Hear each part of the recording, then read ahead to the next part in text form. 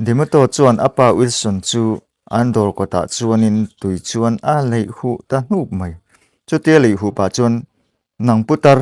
enga tinge hetai rongkal rim chharo puisi ti im a ang ton tona an bula om vereng an monu angel chuanin dimato han che dan chu makati hle mai muang changa Wilson chu in herin afanu dimato chu an en renga enge khatiamin ti na chan ringot ipa hi ngati khatiamin lei an ti a dimato chu thinrim dewaron tong chuakim enge ka lei lawang che helai hmuna rongkal lo turin voitam takati che enge tinge ronkal nang putar trop lutuk bul po in bul fai ngai lo ka bul che ni kha alo ti khum je ka Wilson chuan engtin a an ti a dimato chu ron tong chuak le im ka soi kha isravek soi non po ngai lo utar lak tlak lo lutuk mai kal ngaro ina po hosu mundanga kal de ro ati khum je ka Wilson chuan afanu dimato hanti dan chu makati hle a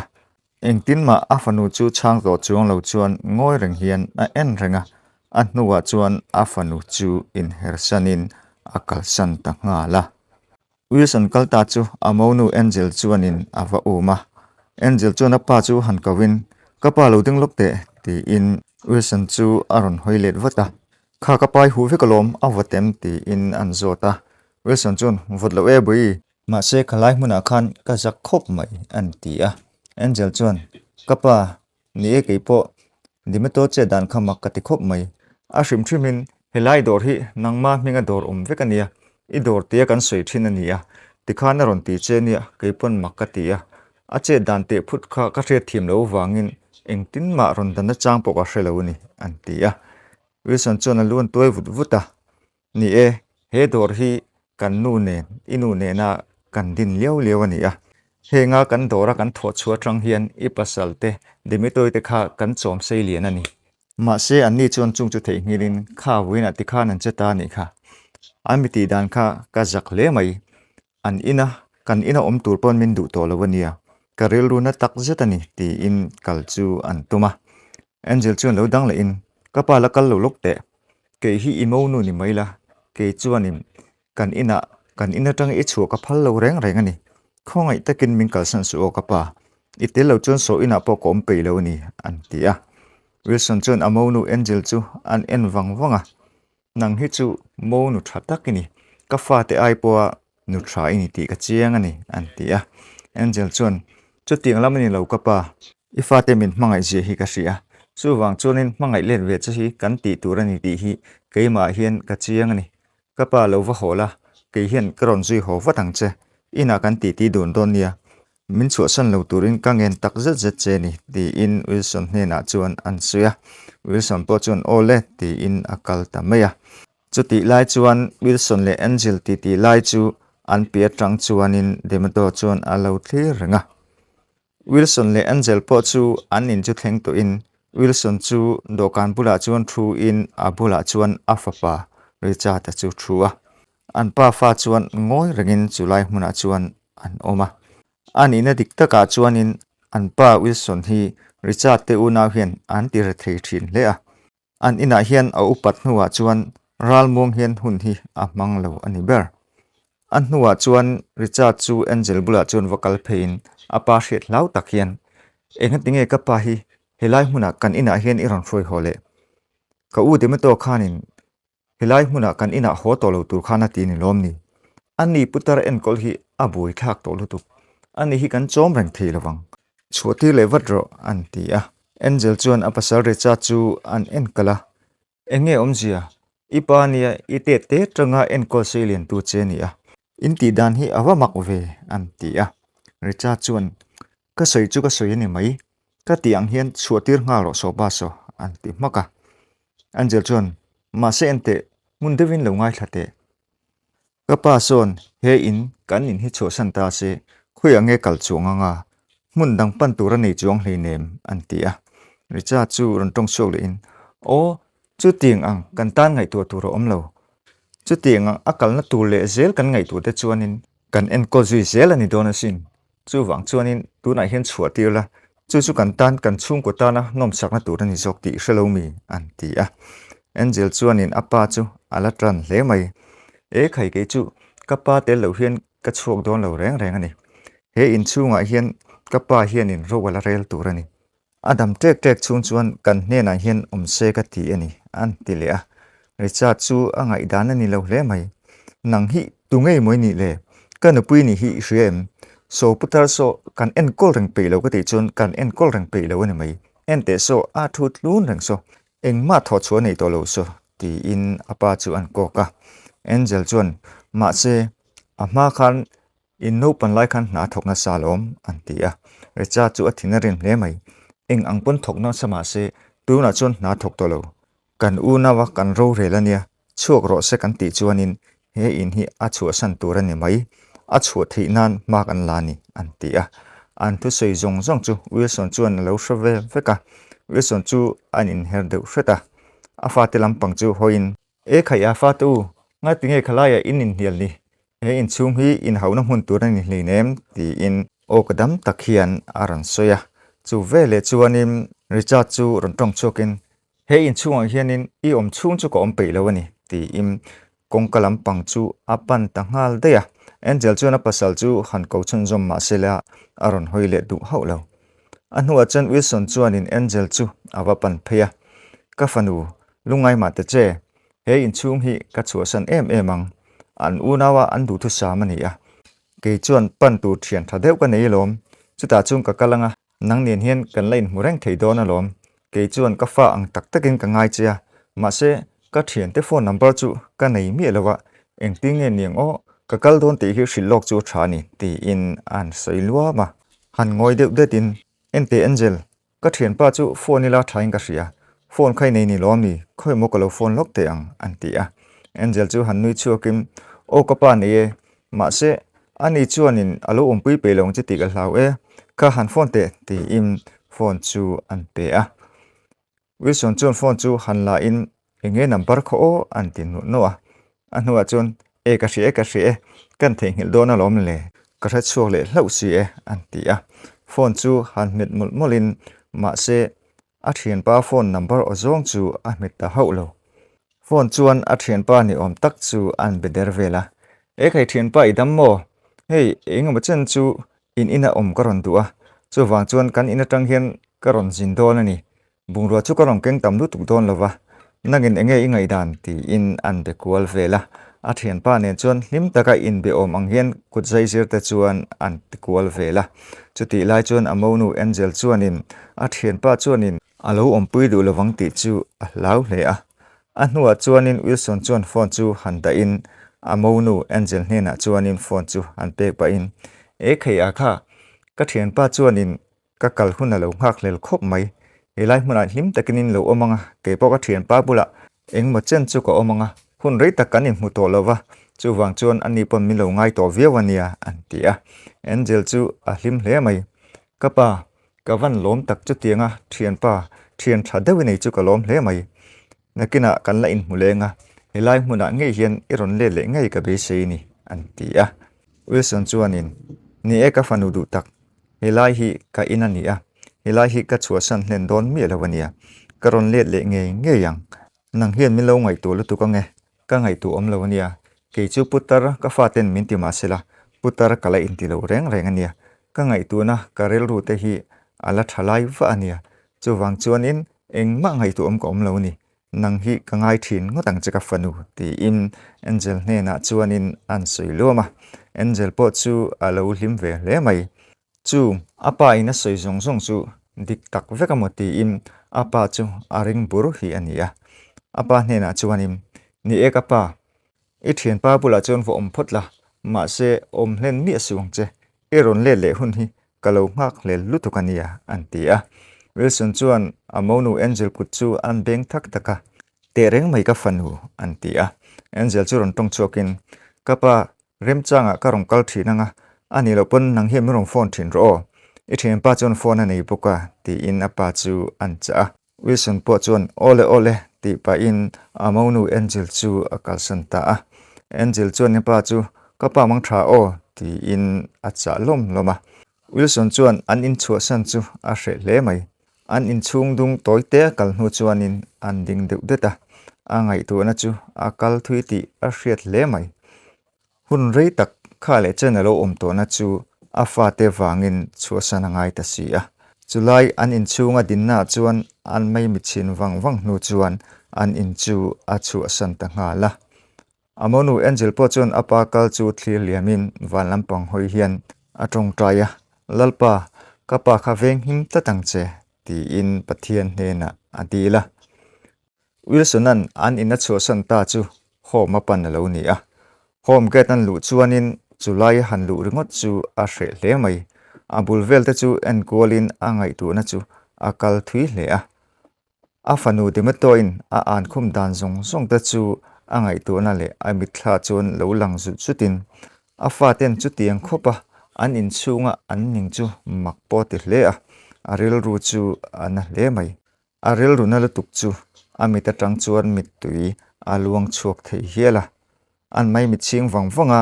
chulai hmuna han lu ringot chu hre po a hre hle ani ma se kal lo thei din hmuna ading boxi lo a hnuwa chuan reception lama chuan vakal phein receptionist me chia chuanin phone alo mang meka phone man zo chuan kapu ngei du ti im Wilson chu alo besot sota Wilson chuanin ka hming chu Wilson ani a helai hmuna hian om ve ka du ni ti in an bia receptionist chuan enge zia kapu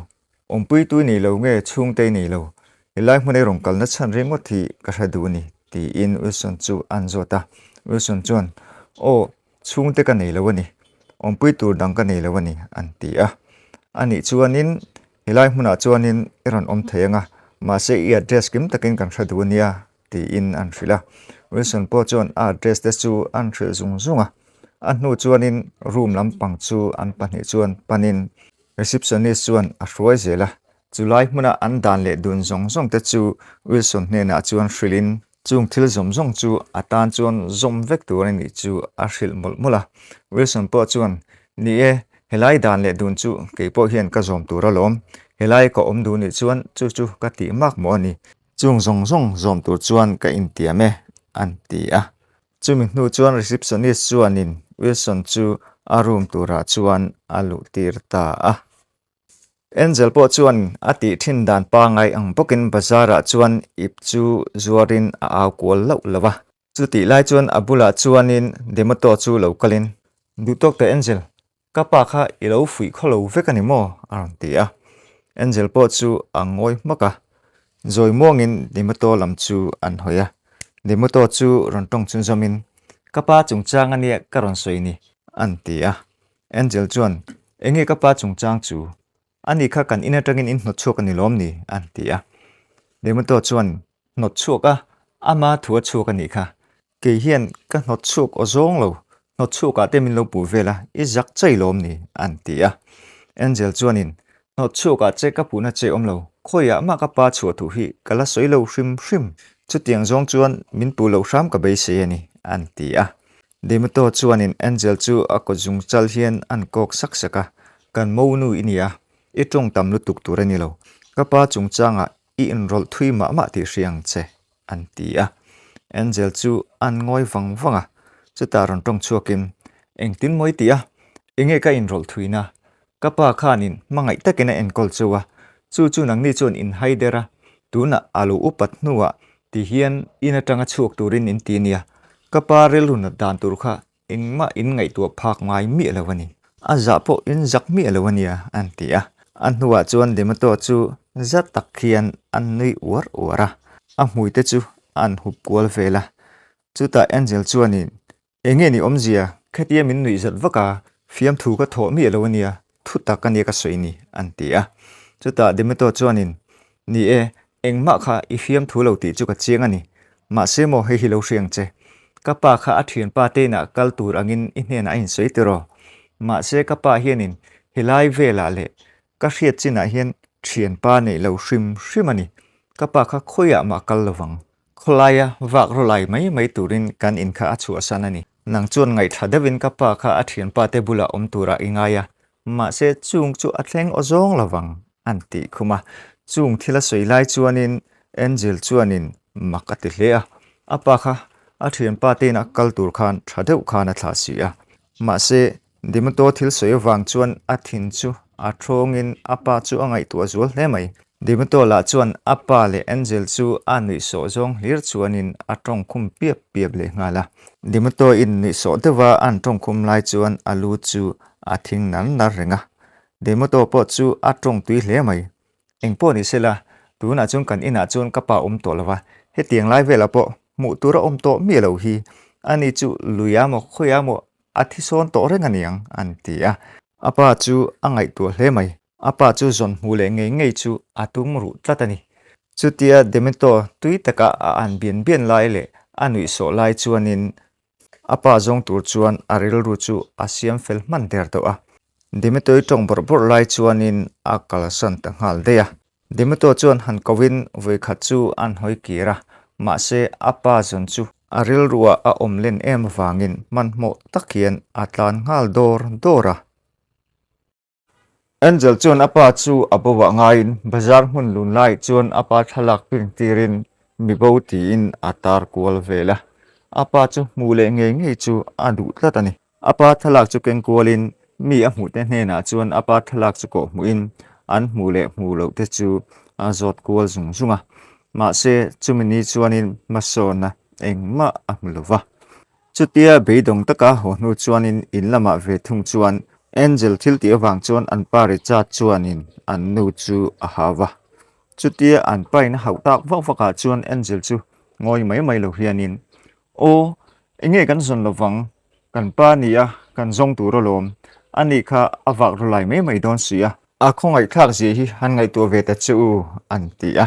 chuti la chuan an pa chuan chutiang mai ke ni ngai tu rani lo ve an ti a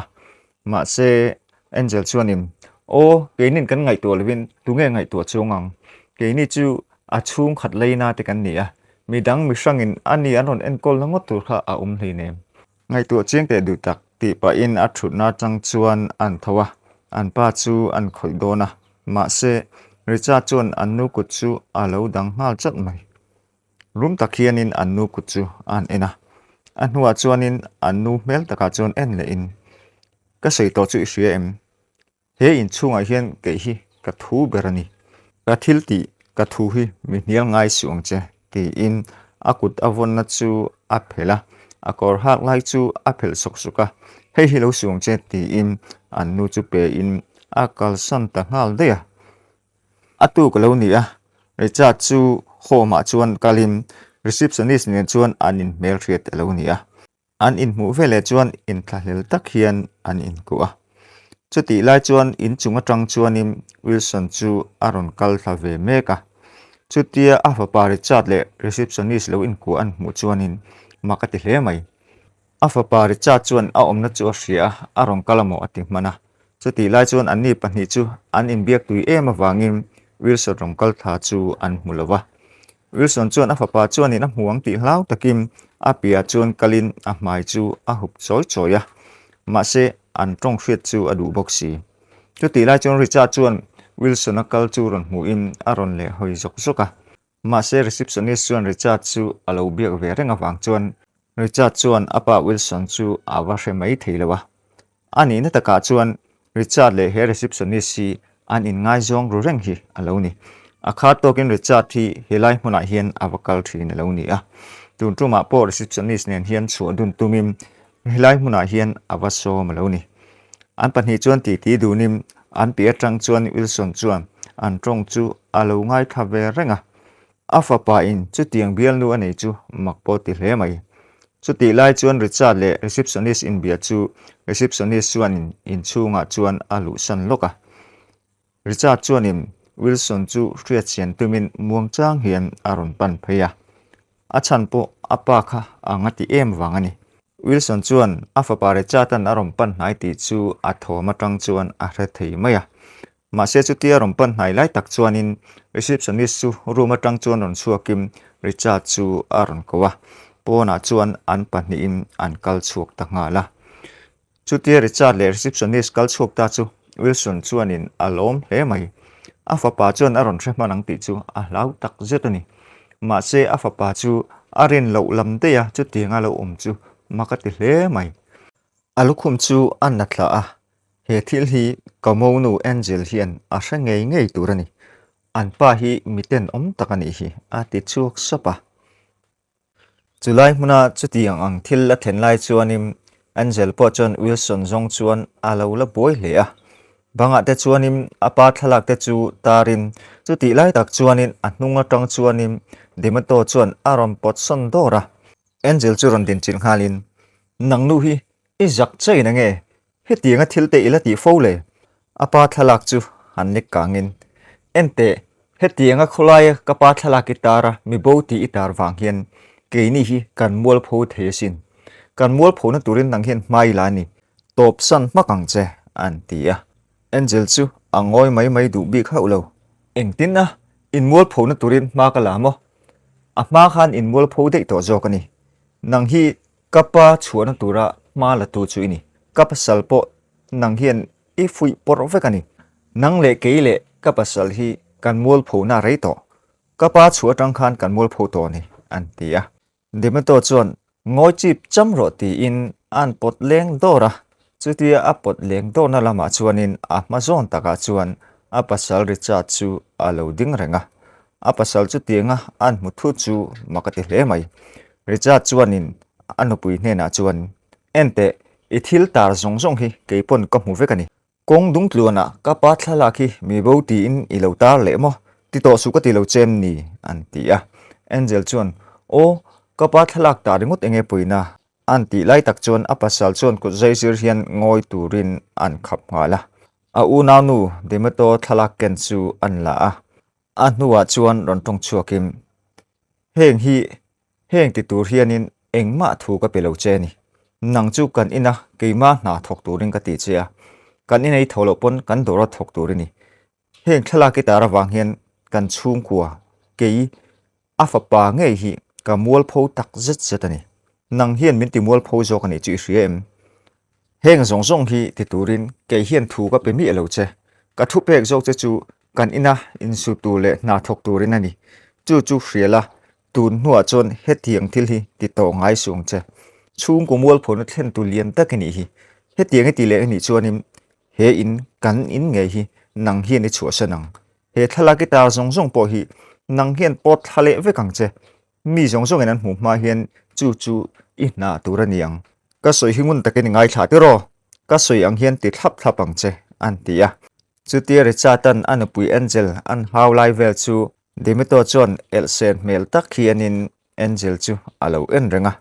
chu tiang voka apasalin an how chu Angel po chuanin makati hle mai an huwa chuanin recha chun Angel chu han kain lokal ro chung chu ti nga lang che an tia chu ti lai chuan demato chu ron in ruwatin Angel poster ken lai chu an lak sak moka tin u na pare chata poster ken lai chu lak sakim heng te hi in lo ta le re wange an ti khoma Richard chon Angel chu kain akal pui ta nga la home lampanga ve thung chuanim Wilson chu a boy hle a receptionist omna lampanga chuanin hankalin an room a chuan an luta tuma an omlo wang chuanin angai tu na chu a boy hle mai amonu hena chuanin apasal recha ta sanchin chu hril ngai tha tia zoi te phun chuakin tuna hianin Angel chu apasal chanchin ka hril hun rem chang takani hi ta hian phone a omboka phone mang hian Angel chu ka hril don ani an tia phone chu an la kanga ma se chu ti lai chuan midang an lo kalang ti chu a lau hle mai a chan chu an thu lo chuan chu lai phone chu man thei ni tlat chi lo ma se thil tum chu ti tlang ngei chu tha atia number chu han metin phone chu mana tum mek lai chuanin receptionist chu ron lutin engei ti in Wilson chu aron out tora Wilson chuanin phone man ka tum lo ka lo male an tia ma se receptionist chuanin helai dan le dun chu engkim kan hril che ni lom ni kan thu lovin kha phone khanga tinge mani tum an tia Wilson chuanin apoi molu tuka an tia receptionist chuanin eng anga poimo po ni se helai huna thu le hla kan dan le dun chu i zom tura ni ringot tuna hianin no chuk ngal thei che kan ni sin tin ente helai huna hian i ron luta voina ka chuana thu thar ka hriani nang hi chung khat leina nei lo ini lo reng ti in aip te tang chuanim Wilson a thala kan tar chu an phor chu ka Wilson chu han ko mu pain ente he hi nang mai ni chiang ani nang hi ka sei to ang khanin mi chuang tlai mai ini lo ani chung khat leina nei ni an ti a chutia thalak an mu chu makati hle a receptionist ku ta tang chuan an lak sakin a en wang wanga receptionist chuanin khang te kha ngatinge dot min hril vek chung khati nei reng si an ti a Wilson chuanin ngoi lok te boi thudik tak chu nia ka hril vek ang che helai hing ka thutarem chuan kan thuanga ngun devin ka thu soi hi lo ngai thlang che an ti a thu thlenga chuan muang cha ngin an thu a receptionist po chu a ma chon zong tak chuanin an thu ve boka muang changa Wilson chu ron tong chuak le im ni e isoi ang khan chung khat leina ka nei lom kan pui hi athi to a ka thei ang angin ka fa te pa ni chu ka en kolani ka fa pa hianin nupui anei to a tin ka fanu hian pasal nei to in ma se van duina atok lo maya kan ina hian ron let le ani chuti chuan am pa ni chuan ka en kola kan nu ne na ejun na kan siam kan dor chu an thei ang angin ani pon an en kola tin engman tho thei ma chun ke chuanin chung zong zong chu ka boi pui vekani an no pan lai le an rol thar an nulat langwal thlengin chunga chuan ka boi thei em a ka fa ten mi an ang lawang ti lau takin ka thei to phi ka chu ve thin ani chu wang chuanin ka taksa po hian ator ve thei le a keima po hi ka tar boi pha ani an huwa chung ka fa te chu ti dan vel te hrilin min lo chok ve thei to hle maya an ni po ka chuang ve thin le ma se chutie ke in lama kalo om deuh tak chota wang chuan ka fa te chuanin enga ma min ngai lo tran to a ke putar ina om mai maya ngain an ni chu min an khum fowa na po thok thei si lo ti in ni tin tlai tin hian min an khumani ber mai chu ke hian hre om ka ti thin em a an ti a chutia soilai chuanin receptionist chuan alu lo thing nara chutiang rengot wang chuan mo hilai hian i lo kalni an ni nan ron da box si lo che a ti chuan nang chu hei bo thani ni thanga kholai i thala kan tar chuya wena ka chhuana i thala khi mulo pheila chuanin nang hi mi bo zonin an la zong rang don che ni hi an ti a Wilson chu mungchang aron tong chuakin boi ka soi hi mun devin lo ngai tha je lang che ni e mi bo zon chuan mi lo zong ani mai theya ka soi ang khan ka fa te chuan min musita na po thok pe lo na thok thelo wa min ngaya ke chu ka tlom lo ve le ani a chan chu ka soi ang khan ka that lai chon ka thei to pin na ka thoka ka fa te tan ka thok trau thin ani chu te ka fa ten min ni zata min han hau tak che na wang chuanim ka thei ang chuanin na tho ve ka tum thina ma se an ni chuan putar mai ti in ka na tho an rem ti le si lo dora te chuan kala tho thei chu ke chuan ka ring khopa a chan chu dora lo thuta thil lo le tum tu te lo ko muwa aman za lo hril kha ni maya chu tiang chu kala tho thei ka reng tlatani chu tiang tur chuan ni khat chu chulai hmuna kan dora nge chuan ka kala ma se ka fanu dimato nge chuanin baketa tui om chuan ka thuam hno nen zong chuan min lei hu in min an khum hrepa kan ina po om to lo turin min tia tin chu po chu ka fa pa richa ta ngei pon na hriat puya ka fa pa po hin a ma pon chu tiang chuan min ti fo wani ma se ka mo nu chuan min khongai em a ina tanga chu lo tur pon min thlem char ani ani chu ti derin ka thiam pa te ina ka kal don ti in ani chu ka hrila a phone chu man sakin helai hmuna hian ka lo kal ta dei ni ka thian pa te na ka kal tura angel ka mo nu chuan angai om sia ma se thian pa ka nei lo hrim chu ting angkal na chu ka nei lo hrim ani ka chanchin hi angel hian mingai to don ti ka hria tin tu na thalak po kha angel tar chu ani hial mai thei ni chumi te nuai ani awang chuanin ka mo nu angel chu ka chanchin hi chiang takin hril ka duwa chu wang chun helai hmuna hian karon kala nangi lo om bok si lo nen phone kha man ka lo tum ta rengot mai ni komo nu angel hian ka chanchin dik taki hria se ka tang ngei hianin dot the to lo se ka tu ani komo nu khan min mangai em a ke po hian ka mangai sin an ti a chu thuwa sei zo chuan receptionist chuanin ani tak chu mule putar khongai thak tak chu ilo ni ngei chu tiang ang fa ka ni ve ang ti chu ka wan lau tak em ni e imonu i mangai em nangma po dot em tu cha chuanin angai to ve ngot che karing idu angai chon kha phone hi mangang che ti in phone chu an bana Wilson lama chuan phone chu an nek kang phei wa ข้ากระปูมังโรเล่อีโมนูจูเบียงเจอันตีอะวิลสันจวนอโมนูเอ็นเจลจูฮันเบียอินอาอมนักมุนสงส่งแต่จูฮันฟิลินอามาจูหุ่นเร็มจางอะโตง่ายตัวชวนินอาติบุกะอโมนูเอ็นเจลโปจวนอาปาจูโตง่ายตุมินรัวมันนัดจูอันเซียมดุนตาอะเอ็นเจลชวนินอาปาวิลสันอาโตนี่ตัวจูอาโลเทงตาอะวิลสันจวนอโมนูเอ็นเจลจูอารอนเทนหุ่นหากินอันโฮมปอนมุนนวมตะกาจวนอาโลงากรานะจุดที่ไล่จวนอารินเหลาเดวอาฟปาริชาจูอาบุลาจวนของกาลิม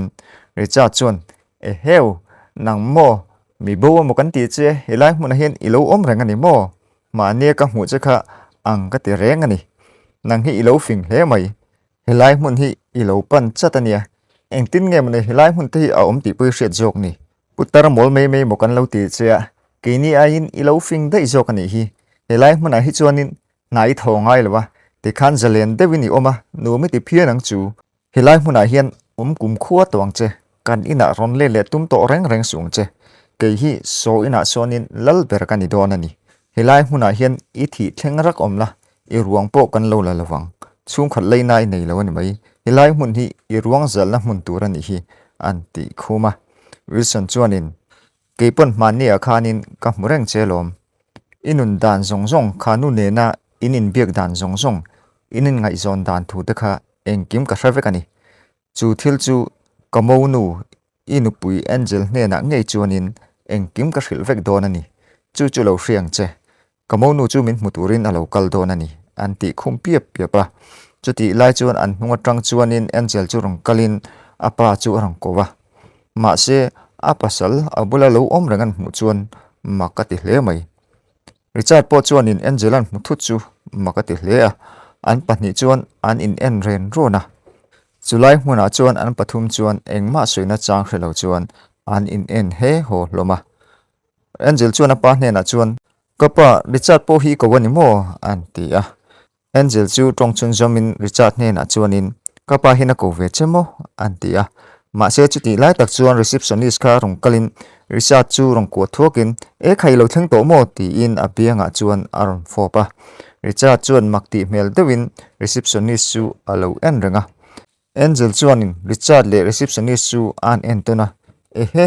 นังนี่ปัญหาฮีนินเสียโมเงี้ยอมเสียอันตีอ่ะอันปาริชาร์ดลำจูหอินเงี้ยอมเสียสวยเตะตัวน่าทิลรอนตีดานค่ะกระเทียมเลวนี่อินปัญหาเฮียนอินินมุฟโตัวนี่โมอันตีอ่ะริชาร์ดจูอันนุยลีฟกะเอ็งตินอันนี้กันปัญหาเอ็งการะหินเอ็งมาอมเหลาชิมที่เรียกสวลปลานีอันตีอ่ะจุดที่ไล่จวนวิลสันจูรอนอินโรลินงอลกเตอูเกยเฮียนินเอ็งกิมจูเจียงตะกิงกระเรียนี่ก็ฟันูเอ็นเจลงุนเดวินเหลาไงทารอเฮมีก็หิลจากวังเจเฮียนันเนี่ยมิรอนตโลตูระก็โกเจนี่อันปัญหาคันอันนินง่ายจงเจียงนี่เกยเฮียนกำมิดง่ายกับหมูอ่ะอันเจเซียกับหมูอ่ะตินอันตรงกำโปกระเรียนี่อีปัสลก็ฟปาริชาตะค่ะตุนจุ่มไม่ฮีฮิไลมันอะไรเห็นอารมณ์กัลวะวุยตั้มตักอารมณ์กัลตัวนี่อินก็ชัวเซนตรังอินหุ่นเรยลันนี่มีอะไรมาเซนี่ตินฮิไลมันอะไรเห็นอารมณ์กัลเกยเฮียนกัลมุจียนี่อันตีอ่ะจุดที่ไล่จวนริชาร์ดเล่ receptionist จูจักติเรียดตักเฮียนอันดิ้งกุนตกะวิลสันลาจวนอาทิลมูเลเรียดจูไล่หุ่นอาจวนอาศัยเปียปะอันหัวจวนเอ็นเจลจวนอปัสลเนน่าจวนอีโลวันเต้นเวเกยฮีไม่อมตะกินกันเนน่ะตรงกาอิจักสุกทีนะมาเสงไงซงดังมิโลในสันโมอิจักโลเล่ไม่อันตีอะใครเกยมาทีมโลวันนี้เอ็งมาจันจินฮีกะโลชัดเจียงโลวันนี้ริชาร์ดที่ตั้งวัลปางไงมกติอะอินช่วงกจันจินฮีมินาสิลไงโลวันนี้ตัวนักจังจวนินริชาร์ดเนเห็นกันอินเชนไงนี่ฮีก็ทีมเราเลี้ยวเลี้ยงหนุ่มสิละก็เราเสียดเราฟังอันนี้เกี่ยวกับเห็นริชาร์ดไงดำเจ้าฮาร์กวันติเวมาเสกไงดำมังเจโดดมินสิละฟังคันก็ไงดำสระมังเจคอยอินจิบยังอันตีอะมาเสจุดที่ไล่ตักจวนินเอ็นเจลจวนินอันปาริชาร์ดจูอารมณ์เบงเฮร์สกไม่อันหัวจวนวิลสันจูรันตรงชัวกินข้าโมตัวน่าจวนินมีจักเทเลวตักนี่เละอินุนดานซงจูพอร์ช่วยน่ะอมตาริชาร์ดไงทารอก็ขิลังเจตัวน่าเฮียนินกันอิน่ะไงขันกรอนเล่โดนนี่กันอิน่ะเฮียนเกยฮีโรเรลตูกันนี่อะเกยฮีกะละดำช่วงจวนินโซอิน่ะส่วนกะลัลเบรัง tin nang hi kan inai om to lo bukang kan huane ro su chu nang ni hian in en kolanga I farnu dematon nen hian in en kol don ni sulai kan dor su chu ke hian kala en kol theya tin imonu hian adu chuan en kol chun zum theyang ibula aum du le du lo chu engma ka hrelo chu chu inin kar thu thu ani e ke chuan in thu ka nei lo adu le angel chu kabula omanga antia chuti la chon richard le angel chu an in ena angel chuan ka pa bula hian ka om don ani ti in richard chu alo hrila richard chu trong chun som zelin ka soi to ang khanin hausak le hlotlinin du chuanin abul tagin ma in lak ve ngai don ani kan huana sonin ifarnu nen na in thokanga na in tho peilo le ele in turin nei lo ne mai kan hena tangin be se na engma in ron nei to turan ni lo reng reng ani so do so keima ngei hian ka en kol le don ani anti a hun aliam zela atu klawin her chu chuan wilson po an ina chuan hongin bazara chuan amonu angel nen chuan an kala afanu demto chu bazara chuan alo boy ve hle mai wilson chu abula chuan vocal nain e khaya kha evan boy om ve kanina chuan kalo hong to sin nang chu helai huna hian na I thok to tura ni lo in hatho na mun tur chu kan huana idu chuan I thok theyang antia demto chu anui sa hle mai eng tin mo chu tiang chu mo ka pa min ti do na ke chun helai mun hi rei deuh kalo en kol to a tin ka una pa ne na helai mun hi en kol turin ru man na kan lo siam vek to ni chu tiang in min ti thei ringot lawang a chan chu mo heng kan zor tur zong zong te hi ke ma la khom vek ke ma cha khom vek ania chu wang chun ke ma hian he tiang zong zong hi eng kim ka boi pui le don ani nang putar khan ka chunga ro rel ron tum ringot chung che putar na po thok thei to lo ini khai siang che antia wilson chu ron tong chuakin eng tin ani ke hian na thok thei vak to lo mai la hei komo nu fel em angela omalom ani hian eng kima min puyanga ani nen hian na kan thok don ani nang chu idu chuanin kan huana I una pa richard nen na in thokanga bulin tan ve don ani chu hilaya kalo pui tlen sa nangnin nuam satakin in thoka chu chu nei sak min tumania musit takin nang min en kola ke chuan chu chu ka hreng ani zoldo takin ka ngak chuwa ma se nang ni chuanin in siam thatin tumlawa tuna chuanin ka thinin atur talawani hi voina tang hianin helai mun he dor hi in ngak thei to lawang chu chu ka thu to pani e he dor hi a ming po kan thlakang kamonu ming hianin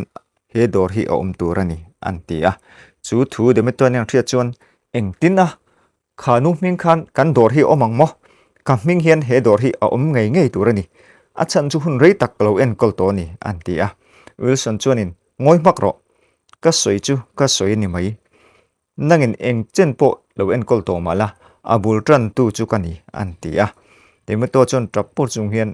ka pa chung chu ni theilawang ke hian kalo ha pui ve to sin ka ta tu ra char kalo ngai to sin he dor hi chu tiangin iti thei ngot lawang antia wilson chuanin ka ti thei alom ke hi ngai tu na mang theilo khopa upa le tarakani lawani tin ke hi kalo upat nuwa po hei kabula hianin kamau nuru taka om renga ani hian eng kol mai do na lom chu chi hriamo antia demeto chon apa hena chuan pa min ngai dam hramte kati pal liu liawani e ama in chu tiang lampang kalo ngai tu ngai lawani antia ma se wilson chuanin tuna chuan atlai to ni ril ru kalo siam fel vek man to a ama khanin lo in muchu pula thattu rania tuna chuan ka soi to ang khan in na tu chu in ria in tho that pe chuanin ke ang hianin in lading chok le thi ani antia dimato chu o ka chu azwei tarai me pa ka soi chu khongai takin min ngai dam ro ti in ngai dam chu an di le a ma se wilson chuan eng ma se lo chuan amonu angel nen chuanin dimato chu an kalsan ta de ya chutia an kalsan nu chuanin dimato chu han phun chuakim ani theilo chutiang ka ti theilo wang antia aril ru angai to na chu athui hle mai atira tanga bultan le chu a hre hle a abula motor chu han vuanin atrap tloka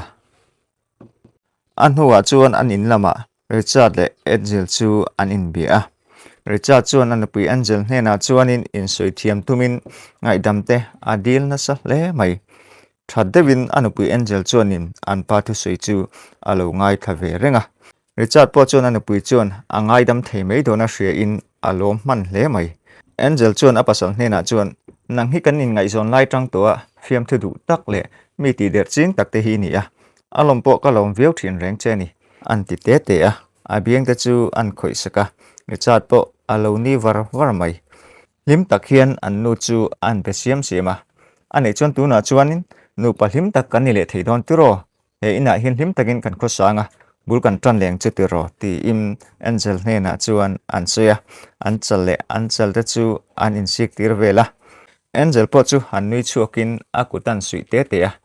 ngun devin lo ngai thate kapa nen nang ma pa nen ngei thuthluk na kan siam vek to ni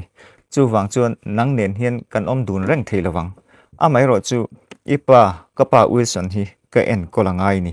nang chu ifanu de meto nen indu chuan nain thokanga kapa in khongai cheu kha huan en kultur ala petal chuwa in van nei hle lom